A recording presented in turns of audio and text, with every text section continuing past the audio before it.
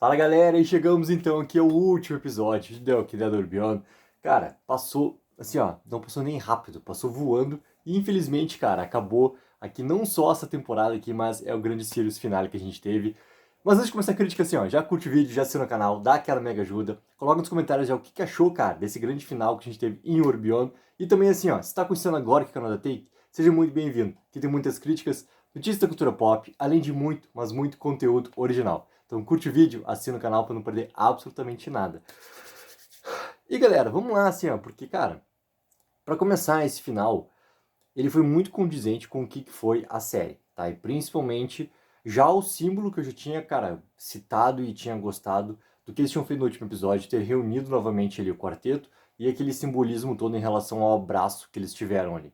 E a gente começa esse último episódio justamente com essa continuidade, né? Pegando aquele momento antes deles partirem para essa grande jornada que eles tiveram ali, a gente voltando lá, né, a comemoração do Dia do Monumento que teve no Campus Colony, e é muito interessante, né, a maneira como o episódio começa e ele encerra com aquela mesma cena, né, com aquela breve continuidade no final lá sobre, então vamos ver quem nós vamos ser. E a gente vê, não só nesse episódio, mas esse episódio ele representa, né, querendo ou não, assim, essa conclusão dessa jornada toda. E a gente entendeu exatamente a transformação e quem eles realmente são.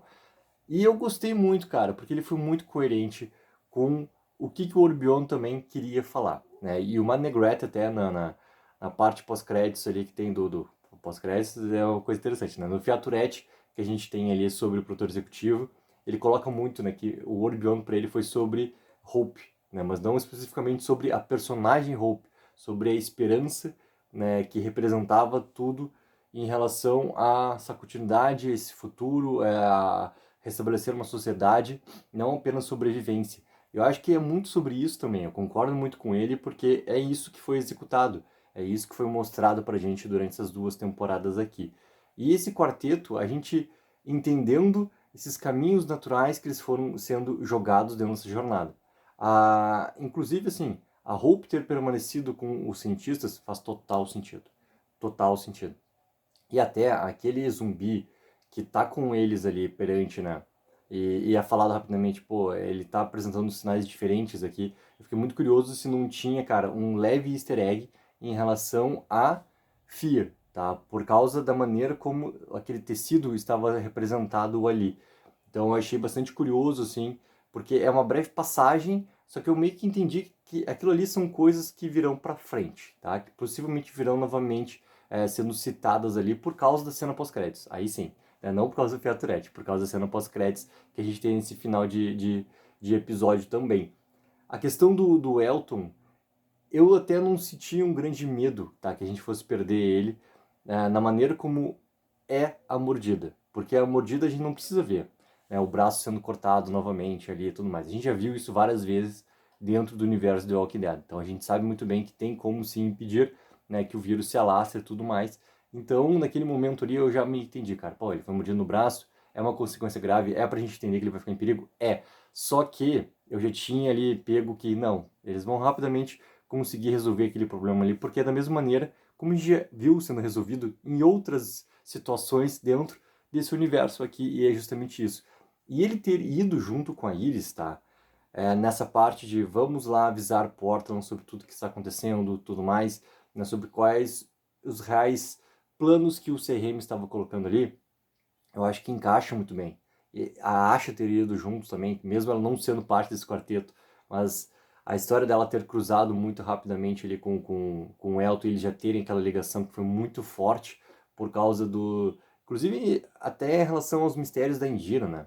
Em relação à doença dela, em relação ao trato que ela tinha feito com a Elizabeth e tudo mais.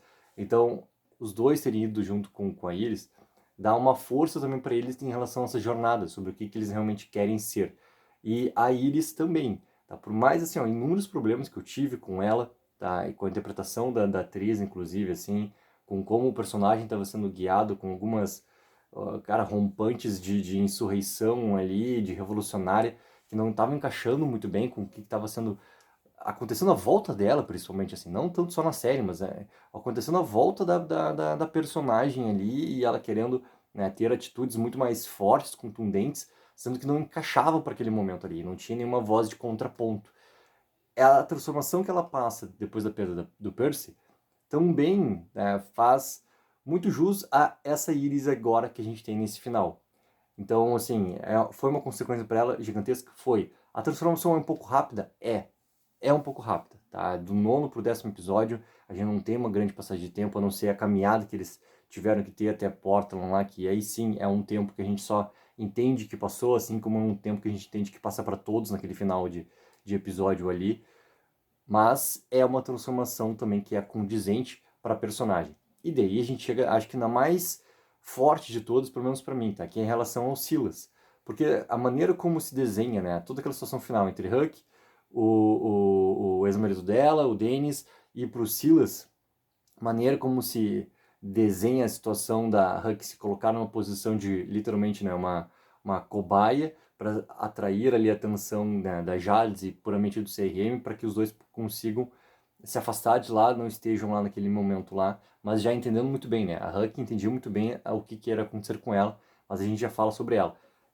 O Dennis, cara, entender que a única maneira de salvação do Silas é aquela consequência final, também, assim, é muito importante porque joga o Silas para uma situação completamente nova e algo até que eu não imaginei, assim, que fosse ter, tá? Eu temi muito que a gente fosse perder o Silas em várias situações, assim, por causa da maneira como esse personagem estava indo, ele não ter um futuro para ele, não ter um futuro para ele, algo por que ele lutar, a não ser os amigos ali dele. A partir do momento que ele fica isolado, que ele decide, né, no começo do episódio, ficar isolado, também isso é muito mais claro que, cara, daqui a pouco ele vai ter um fim. O Dennis já daquele estado que tá, daqui a pouco ele vai ter um fim. Né? Ele vai acabar tendo alguma luta com alguém no CRM e vai acabar tendo um fim. E não. É uma virada gigantesca pro personagem. Ele ter essa aproximação da Jades também é muito massa. Eu adorei essa parte de episódio, com a Jades sabendo muito bem que tudo aquilo era mentira. Essa parte estrategista da Jades encaixou muito, cara, para essa ambição toda que ela tem. Ela é um personagem extremamente ambicioso, um personagem foda, é um personagem vilão, e isso encaixou perfeitamente bem para tudo dessa parte final de Orbionda, assim, mexeu com todos os núcleos, todas as peças, né, essa grande presença dela ali quanto série. E ela ter claramente essa visão que tudo ali era mentira, toda aquela situação realmente estava sendo encenada, encaixou, e o Silas vir pro lado dela e ser até aquele experimento, né, o pupilo que ela vai treinar, assim como foi treinada antes pela Huck, é muito interessante. Eu estou muito curioso para ver as consequências disso, tá? Porque uma coisa muito importante já para falar aqui, ó. Para mim, todos esses personagens eles vão voltar, tá? O Urbion acabou, mas eles vão voltar, provavelmente não todos juntos, não todos ao mesmo tempo, mas que eles vão aparecer de novo nesse universo aqui, tá? A gente não tem um fim definitivo para eles, uma possibilidade de momento feliz dentro desse universo. A gente tem um momento, e esse momento ele tá ali, ó, com aqueles 3 pontinhos, tem uma reticência para a gente ver esses personagens novamente ali, porque, por exemplo, assim, pô, a Iris, o Elton, estão chegando a Portland junto com a Asha, o Silas está em Portland, a questão da busca dos cientistas não vai cessar, porque é também um desenho para o futuro em relação ao que o CRM estava fazendo, então eles vão continuar na busca dos cientistas, e essa parte dos cientistas é crucial para todo o futuro também, de não só do que acaba tendo como consequências de espólios de Orbion, mas também para esse futuro de Walking Dead do que eles estão querendo mostrar daqui para frente, né? Ou principalmente esse daqui para frente ali. Então, assim, ter o Silas ali nessa posição, cara, é algo que me deixa muito animado também, porque vamos ver, cara, o que pode acontecer, entendeu? É uma situação inesperada, mas é um futuro até importante para esse personagem ali. É uma coisa muito interessante pra gente ver quanto o personagem também, o que vai acontecer nessa transformação dele ali. E daí a gente chega na Huck, tá? A Huck é no final que tanto eu e o Henrique, tanto vocês, assim, uma galera já tinha começado a autorizar muito que o desenho dela de personagem era que ela tivesse um fim, e o fim dela tem, obviamente, uma grande consequência para tudo. A luta entre ela e a Jades é muito massa. O que é falado na luta é muito massa também. Não é só um confronto físico, é um confronto físico e um confronto psicológico, é um confronto verbal naquele momento também. E isso deixa tudo muito forte. Né? E até a Jades de novo falando do Rick, né? A gente não tem nem a cena pós-crédito em relação ao Rick, a gente tem sobre o futuro do Walking Dead, mas a gente tem o Rick sendo mencionado de novo pela Jade e sendo mencionado de uma outra maneira já. Porque a Huck coloca pra Jades naquele confronto verbal lá. Pô, tu usou alguém para entrar aqui, teu ticket de entrada na cidade, tudo mais. Ok, só que daí ela fala também que mentiu e ela viu também algo que é crucial para esse momento do por que essa ambição dela toma conta também e por que ela usa também depois o que ela faz contra Elizabeth. Que ela viu alguém muito forte, né, cair e esse alguém muito forte se tornar vulnerável. E essa mesma situação, obviamente, ela faz em comparação depois com a Elizabeth. E ali, obviamente, que ela tá falando do Rick Grimes. Então fica mais curiosidade o que é que tá acontecendo com esse personagem nesse universo, cara. O que é que tá acontecendo. Porque a gente não vê o General Bill, tá? O General Bill, ele não é visto. Para mim, o Rick Grimes não é o General Bill. Não é nada disso. E não tem nenhum tipo de menção a nada sobre futura, cara, perda de memória. E eu até não quero que aconteça isso, cara. Não quero que ele perca a memória. Não quero que ele não saiba mais tudo que ele viveu, sabe? Não, não. Não quero que nada disso aconteça como sequência de uma possível trama para, principalmente assim, o filme do Rick Grimes, tá? Não quero que isso aconteça. Mas não ter aparecido o General Bill também me deixa assim, muito curioso, assim. Cara, será que o Rick Grimes está numa posição de comando dentro desse CRM também? Ou ele está algo um pouco mais abaixo em relação a Jades, dentro do CRM, mas não com essa importância para ter, daqui a pouco, ali um comando dentro dessa parte militar ali? O que será que está acontecendo com o personagem? Mas aquela conversa, essa maneira da Jades colocar informação diferente, eu também me deixou assim, ó, muito curioso, ainda mais, para saber essa sequência e como que eles vão introduzir o personagem do Rick. Como que eles vão introduzir. Porque a gente tem falado de novo por ela, sem ser nominado, mas tá mencionado, a gente sabe muito bem de quem ela tá falando. E a maneira como ela destrói a Elizabeth depois também, usando também esse mesmo recurso de motivação ali em relação à ambição, em relação a se tornar vulnerável aquela pessoa da frente, também assim, ó, é muito forte e essa clara posição de vilanesca, né? Clara posição de vilania, assim, não, vilanesca não, né? Vilanesca fica feio. Mas, cara, de vilania em relação a tudo que tá acontecendo nesse universo, ela realmente vai daqui a pouco se tornar, assim, ó, a pessoa mais importante dentro desse CRM por causa dessa ambição. Mais importante. E o contato dela em relação ao general, que a gente já tinha visto, né, no episódio passado lá, do contato do rádio, tá muito claro. Ela tem esse desenho, ela é uma pessoa extremamente inteligente, estrategista, que vai fazer de tudo para conseguir seus objetivos. E isso dentro de Urbion, um vilão desse jeito também é muito massa de ver. Porque são características novas de um personagem que a gente já, querendo ou não, conhecia, mas que a gente vê sendo aprofundado e aprofundado de uma situação que a gente ainda não tinha esse claro aproveitamento, né? Porque a Elizabeth se desconstruiu quanto vilão.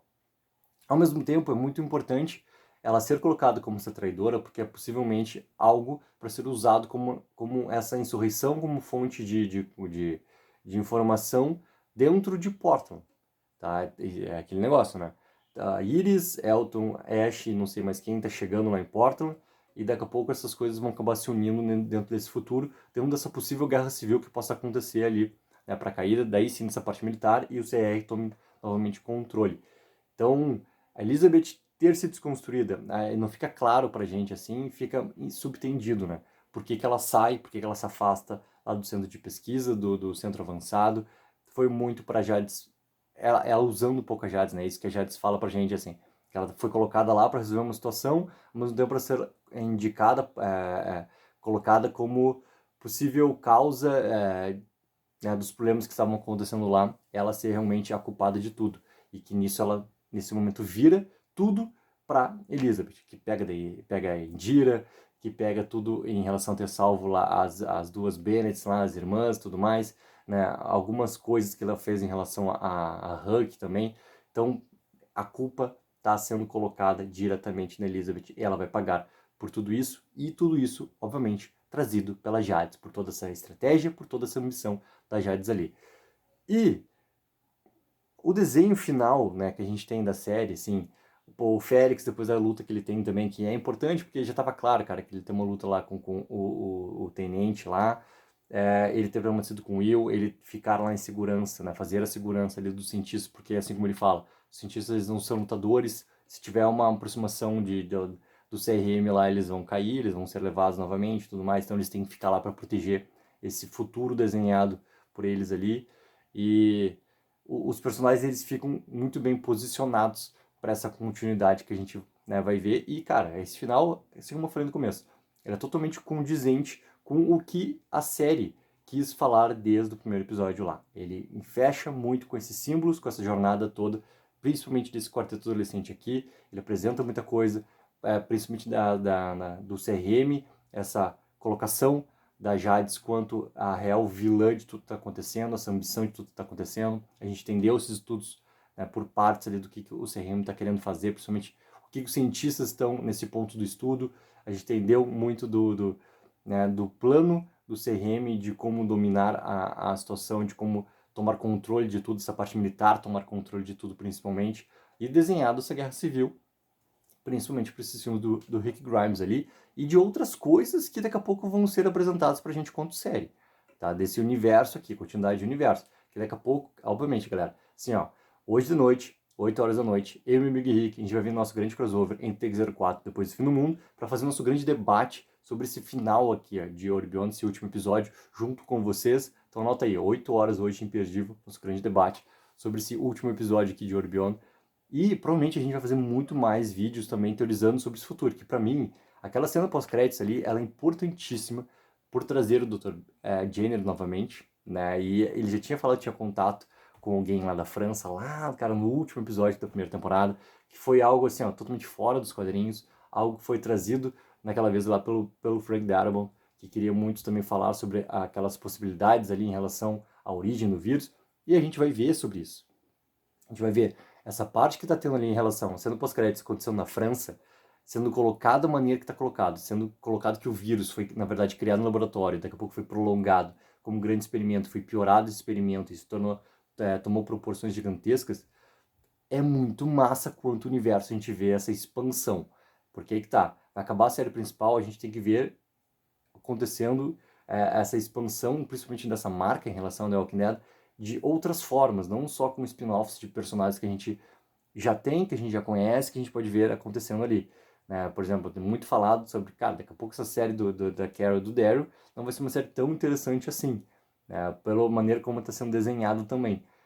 E daqui a pouco, cara, essas outras séries, essas outras possibilidades que vão ter de futuro vão ser muito massa. Talvez a gente veja já coisas aparecendo, não só no filme do Rick, também dentro daquela parte C lá que está bem distante da gente ainda, em relação da série principal. Mas uma coisa ou outra independente é uma expansão de tudo, é já um entendimento, claro, aquele diálogo é perfeito, cara. Ele é perfeito para a gente entender já, por mais que as coisas estão sendo faladas assim, ó, com voltas, tá? Elas não são diretas, elas são faladas com voltas.